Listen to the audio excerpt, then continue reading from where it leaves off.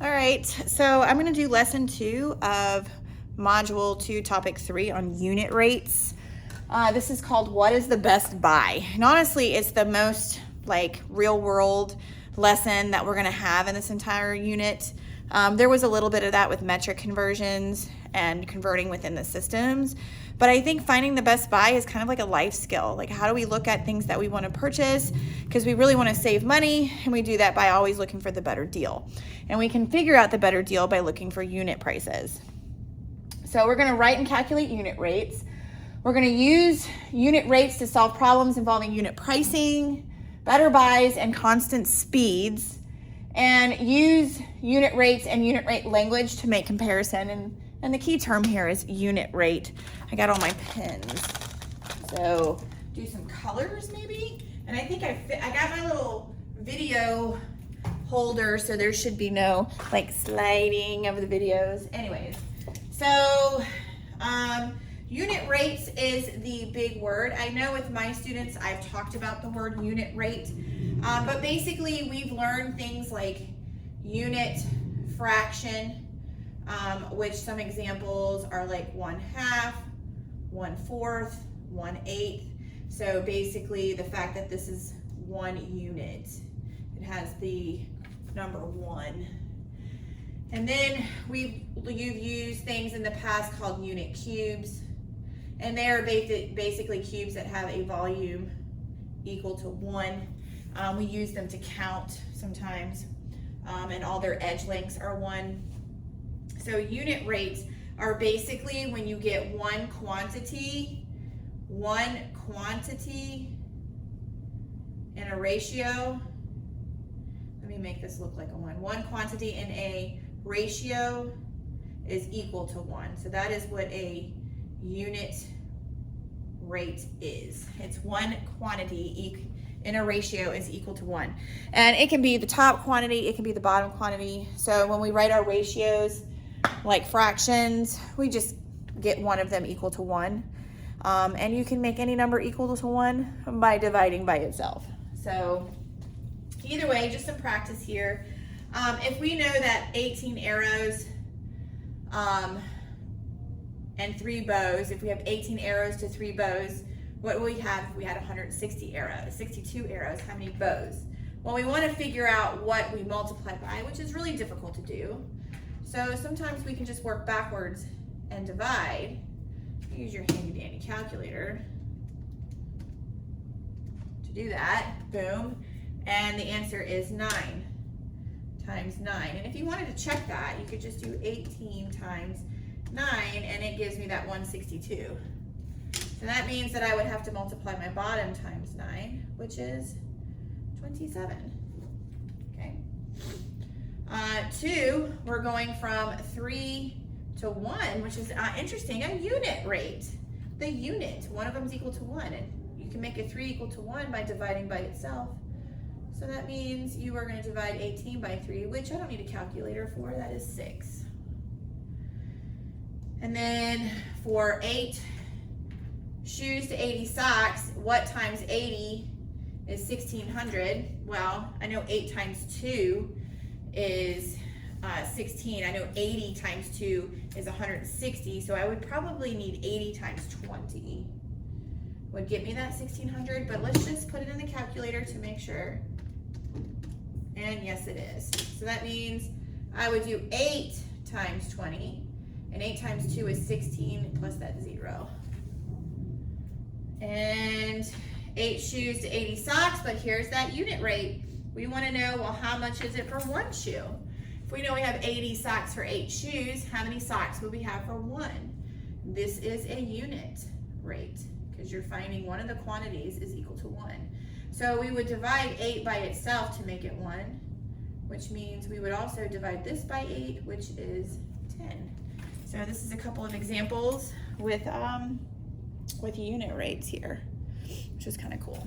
All right, let's look at the next page. So we are going to be kind of analyzing this situation right here.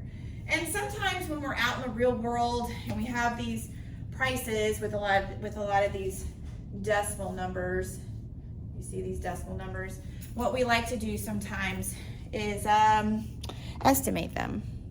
You know, so sometimes we estimate up, sometimes we estimate down, but we do like to estimate them. So here it says that Marta and Brad, let's see if I zoom in when I get, Marta and Brad, I always do this, move it over this way.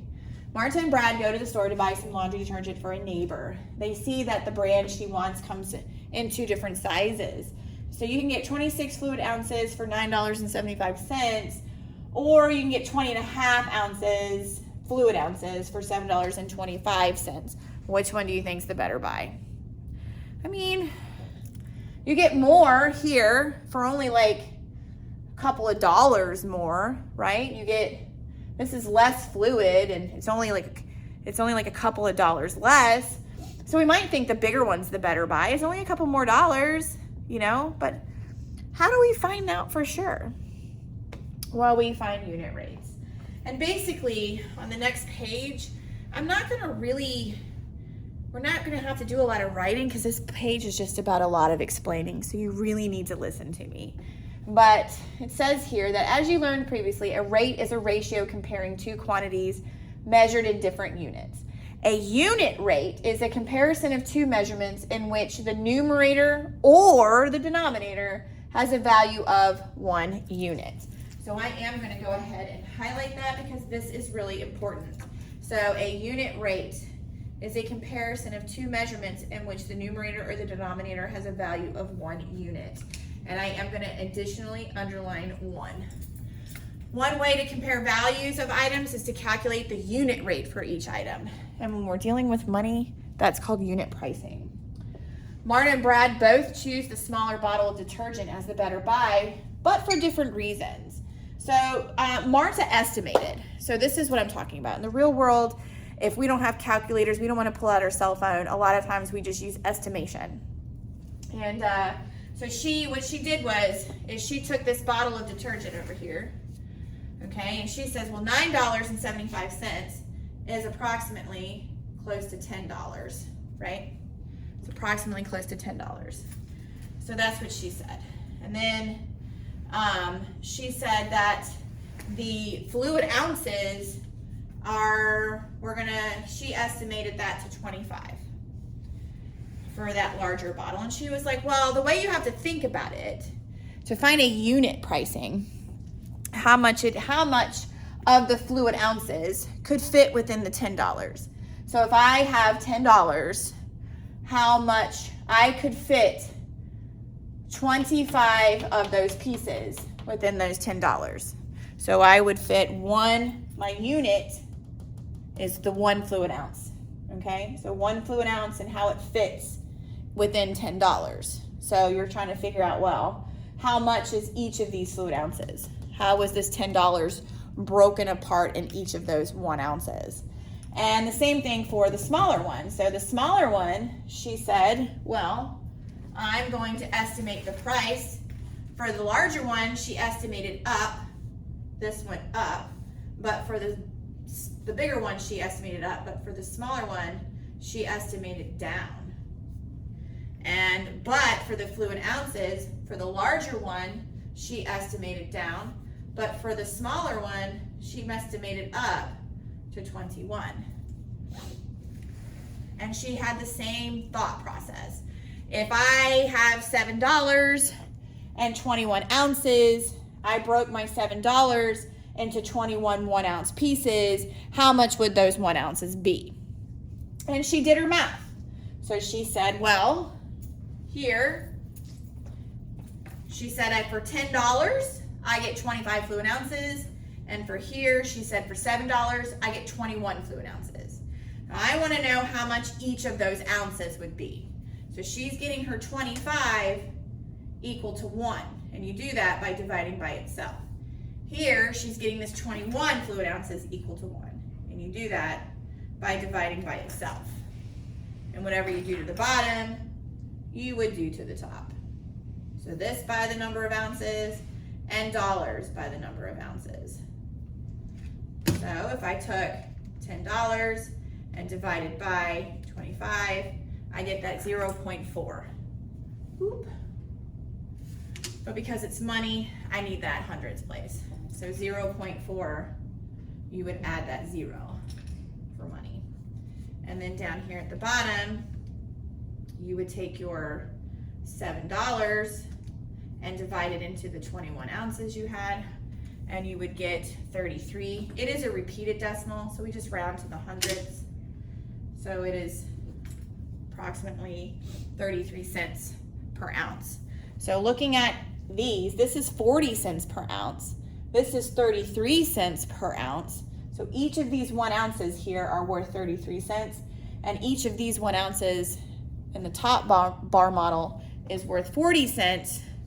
And the better deal is always the one with the less money.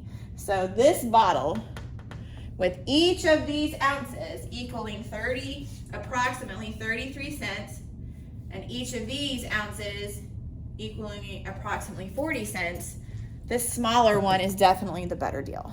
So Marta figured this out by finding out how much it was per ounce.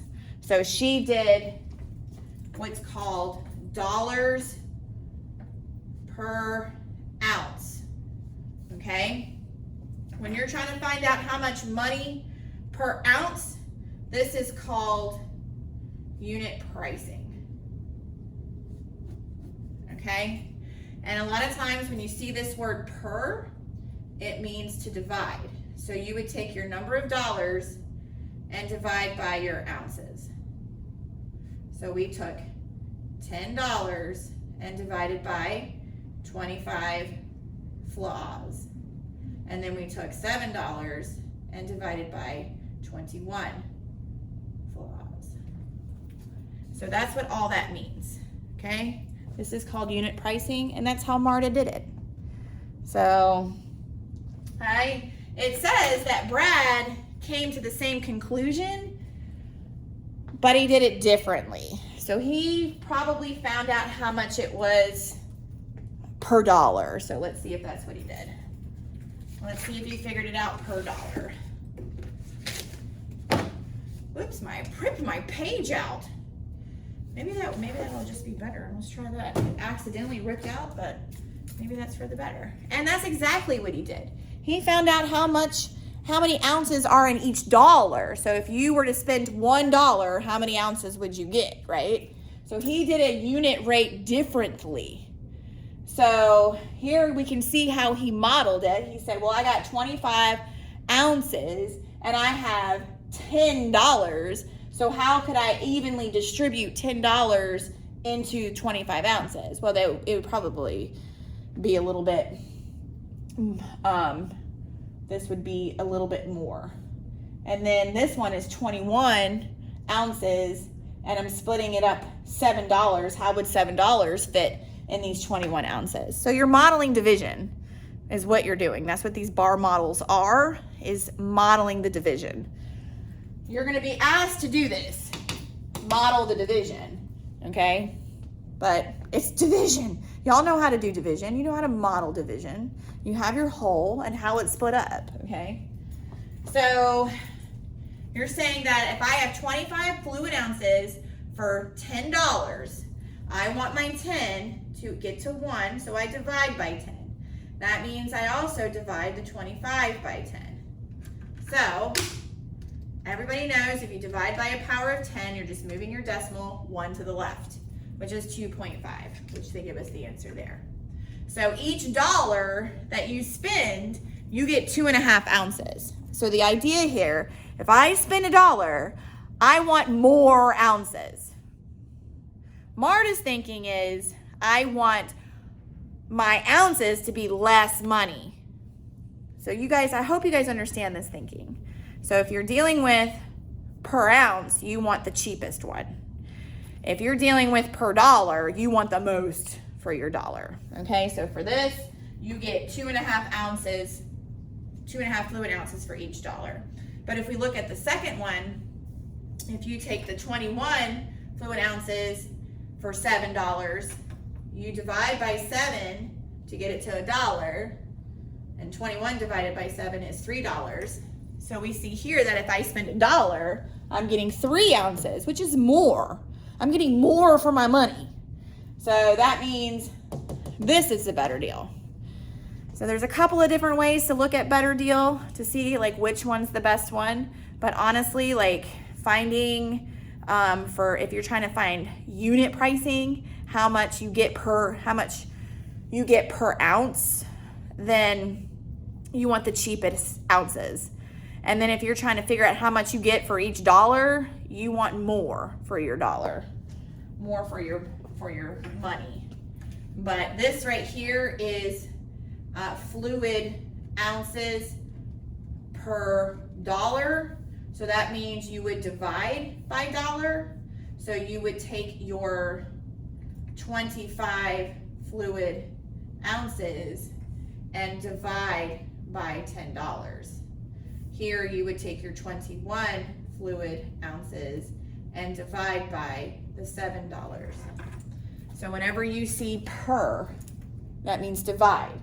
If it's fluid ounces per dollar, it's the number for ounces divided by the number for dollars. For the other one, if it's dollars per ounces, then you're gonna take the number for dollars and divide by the number of ounces. So that kind of gives you the order of your division problem to figure out the answer. It says explain the differences in Marta and Brad's reasoning. Well, Marta used how much used dollars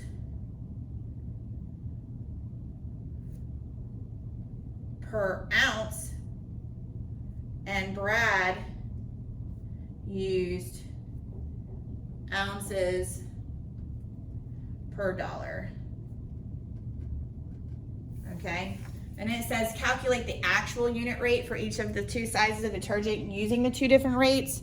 So if I wanted to do, let me go ahead and just tear this right down. So here, we're going to do the actual one. Okay, so here are the actual prices. So this was 26. So if we wanted to do dollars per ounce, okay, that means it was $9.75 per 26 flaws. Okay, I want to know what it is per ounce. That means per ounce. Per ounce means per 1 ounce. So I got to get this to equal 1 flaws. And I do that by dividing it by itself, which means I take this and divide it by the 26 as well. We get a wonderful calculator. $9.75 divided by 26 gets me 0.375, which this is money, so I'm going to round to that second decimal place.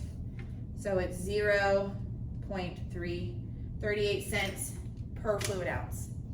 This is Marta's way, per ounce. If we wanted to know per dollar for the same one, we would do it, we would set up the same ratio.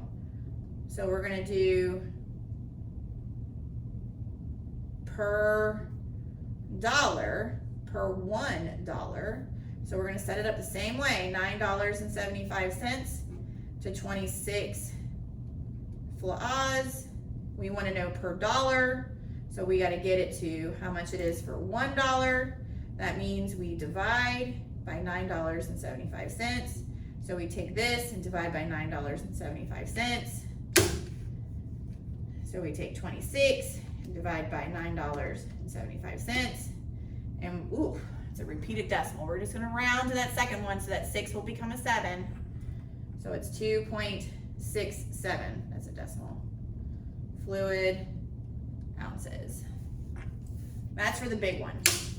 I don't really have enough room to do the smaller one. I mean, I guess I could. You could do per ounce. I don't have enough room. Let's just do the per ounce. The dollars per ounce. I mean, I like unit pricing. This one is unit pricing. So you have dollars. So it's $7.25 for 20.5 ounces. and I want to know per ounce. So this is per 1 ounce. So I have to get this equal to 1 flaws, which you would divide it by itself to do that. So I would take this and divide by 20.5. And $7.25 divided by 20.5. And I'm going to round to that second one. So that would be a 5.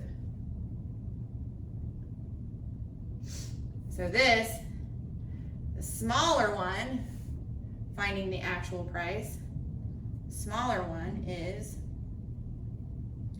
30, let me write this right, 35 cents per fluid ounce. And this one is 0.38 per fluid ounce, which means this one's cheaper per ounce. This is the better deal. Okay, we want the cheaper one per ounce, and that's how you solve it. So yeah, that is how we understand better buy. So we'll be doing more activities on this. There's a couple more activities. I think activity 2, activity 3. I'm not sure if I'm doing activity, definitely doing activity 2 and 3 though. So look for me in my other videos.